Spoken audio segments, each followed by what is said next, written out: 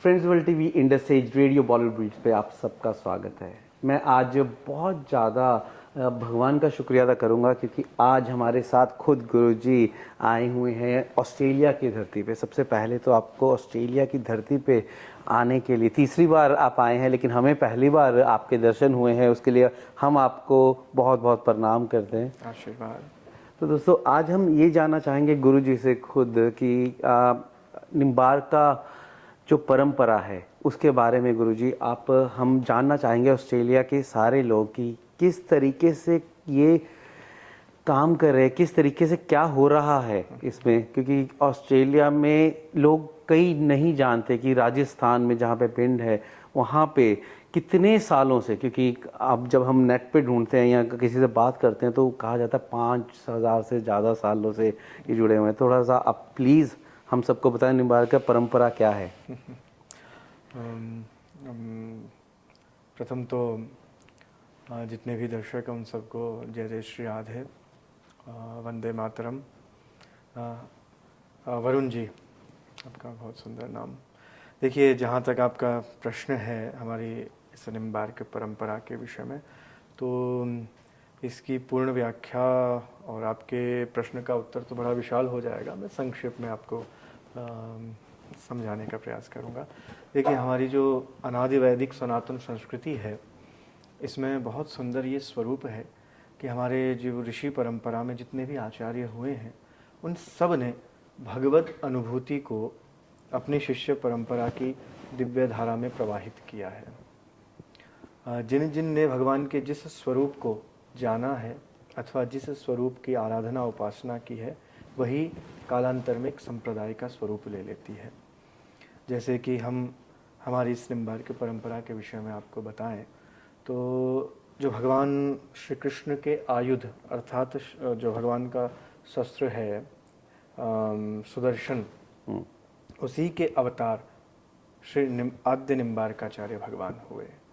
जब भगवान श्री कृष्ण अपनी समस्त लीलाओं को संवरण करके वैकुंठ पधार गए, उसके बाद जब देखा कि धरातल पर भक्ति का ह्रास हो रहा है, अधर्म बढ़ रहा है, तब उन्होंने अपने ही आयुध सुदर्शन को ये आदेश दिया कि सुदर्शन महाबाहो कोटि सूर्य समप्रभ अज्ञान तिमिरांधानाम विष्णु मार्गम प्रदर्शय।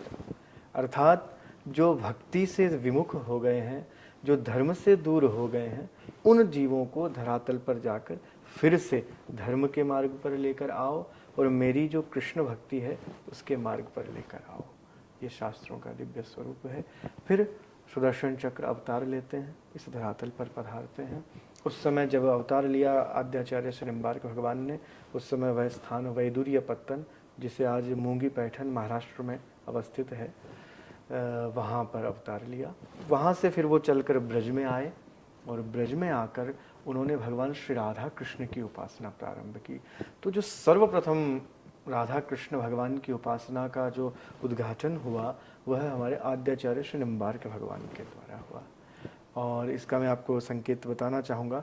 जो हमारे भारत के प्रथम राष्ट्रपति हुए हैं डॉक्टर सर्वपल्ली राधाकृष्णन, वो बहुत बड़े सैद्धांतिक थे और दार्शनिक थे बहुत बड़े। तो उन्होंने जहाँ भी भगवान श्री राधा कृष्ण की उपासना पर शोध किया है, तो वहाँ पर स्पष्ट रूप से उन्होंने अपना मंतव्य वहाँ पर लिखा है कि प्रथम राधा कृष्ण की उपासना आद्य निम्बार्काचार्य भगवान के द्वारा प्रतिपादित है।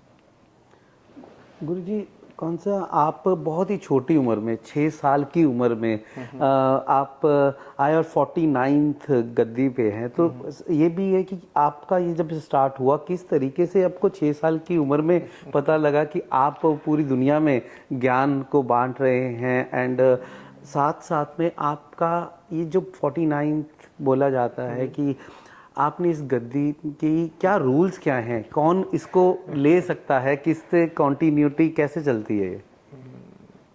बहुत अच्छा प्रश्न है आपका। बट वैसे तो ये काफ़ी बड़ा व्यापक विषय है, पर इस आचार्य परंपरा का मैं 49वां आचार्य हूँ, ये सही है, स्पष्ट है। परंतु हमारे यहाँ की जो परंपरा है वो विरक्त परंपरा है। जैसे कई परंपराएं हमारे भारतवर्ष में, हमारी वैष्णव परंपराओं में विरक्त होती हैं और कई गृहस्थ परंपराएं होती हैं, जहाँ पिता के उपरांत पुत्र ही उस आध्यात्मिक परंपरा को, उस गुद्दी को संभालते हैं। पर हमारी जो निम्बार्क संप्रदाय की परंपरा है वो विरक्त परंपरा। यहाँ बालक का चयन किया जाता है और उस चयन की प्रक्रिया बड़ी दिव्य है, सुंदर है। उसमें अनेक धर्माचार्यों का मंतव्य और ज्योतिष के ज्ञाताओं का उसमें भाव होता है कि कौन से, बहुत से हजारों बालकों की कुंडलियाँ देखी जाती हैं और क्या भविष्य रहेगा ये सब देखा जाता है, और ये विरक्त रहेंगे या गृहस्थ बनेंगे, ये भी सब ज्योतिष की गणनाएं की जाती है। और ज्योतिष शास्त्र इन सब में निपुण है, संपूर्ण गणना करने के लिए। तो उसके उपरांत फिर एक बालक का चयन होता है और फिर उनका अध्ययन, स्वाध्याय और सारी प्रक्रियाएं फिर उस परंपरा के, निम्बार्क संप्रदाय के अनुसार वो सब की जाती हैं। गुरु जी, मैं अपनी बात करूंगा कि मैं काफ़ी सारे बॉलीवुड स्टार्स या बॉलीवुड के साथ जुड़ा हुआ हूँ और मुझे आज मौका मिला आपके साथ बातचीत करने का।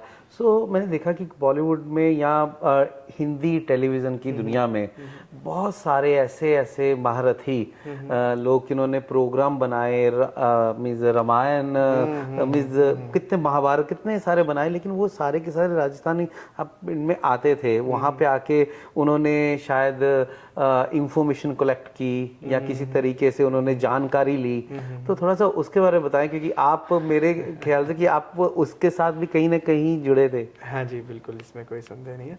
मैं तो उस समय बहुत अल्पावस्था में था, परंतु हमारे जो आचार्य श्री, जो मुझसे पूर्व आचार्य इस पीठ पर विराजमान थे, हमारे सदगुरुदेव श्री जगतगुरु निम्बार्काचार्य श्री राधा सर्वेश्वर शरण देवाचार्य जी महाराज, उस समय वो विराजमान थे पीठ पर।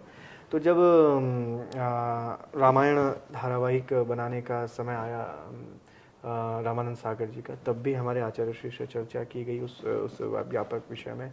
और जब कृष्णा धारावाहिक, ये तो आप सबने देखा ही होगा, आप सबने अपनी बाल्यावस्था में देखा होगा। तो रामानंद सागर जी जब कृष्णा बना रहे थे और वहाँ पर जब भगवान श्री राधा कृष्ण की उपासना का वर्णन आता है, तब उस विषय के लिए उनका श्री निम्बार्काचार्य पीठ, निम्बार्क तीर्थ, अजमेर राजस्थान में उनका आगमन हुआ और कुछ समय वो वहाँ पर उन्होंने व्यतीत किया और जाना कि मैं जब इस विषय को धारावाहिक के रूप में लेकर आऊँ तो मुझे पूरा ज्ञान हो कि भगवान श्री राधा कृष्ण की रसमयी उपासना कहाँ से कैसे प्रारंभ हुई। तब उनका आगमन हुआ।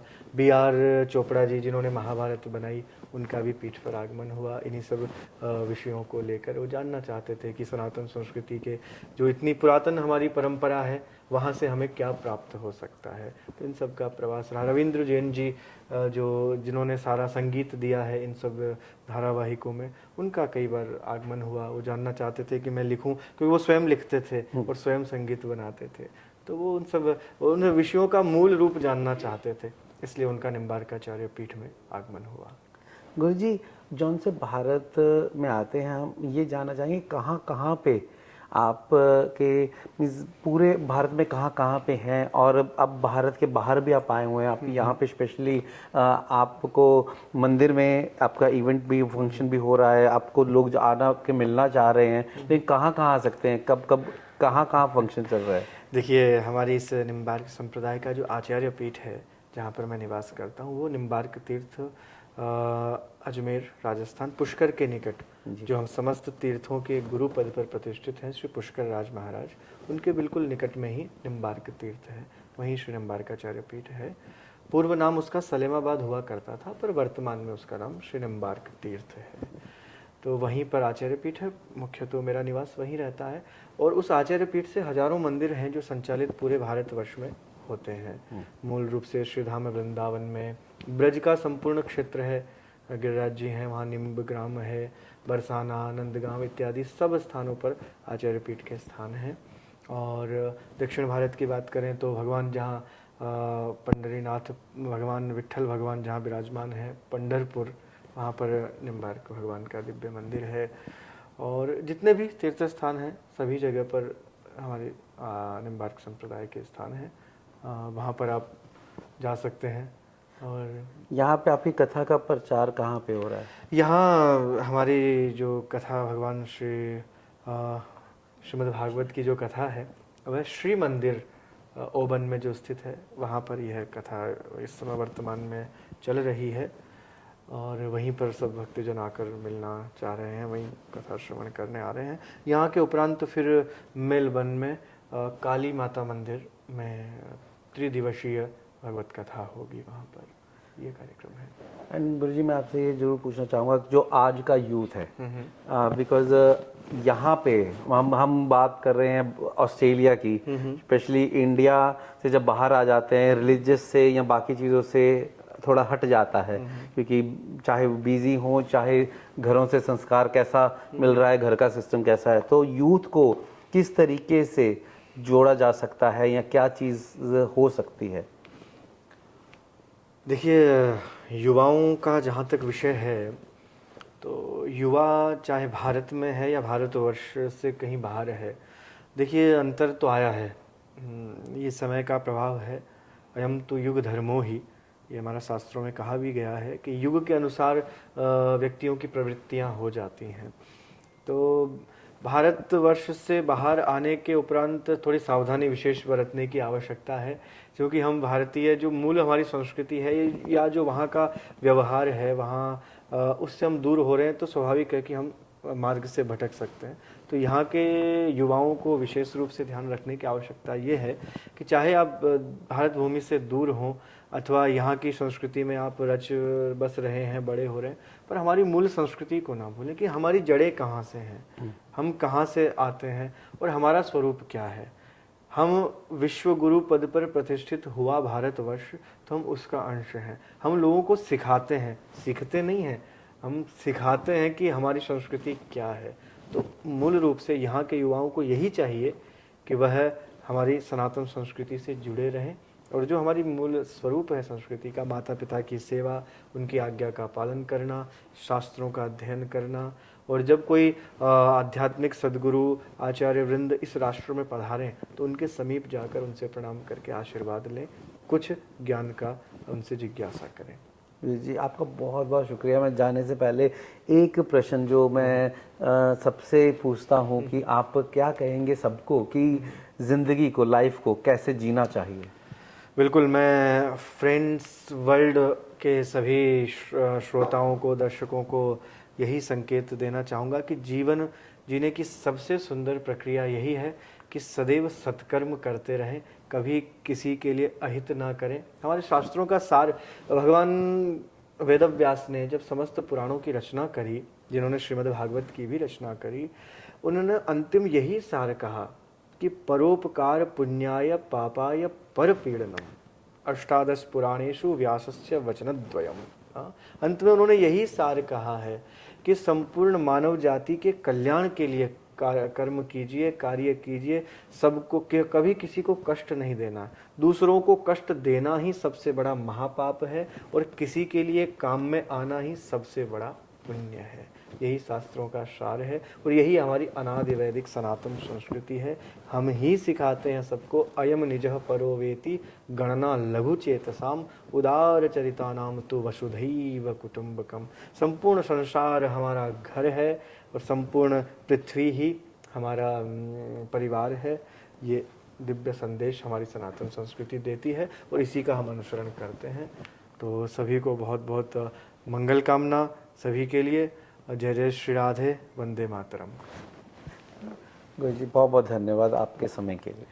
आशीर्वाद।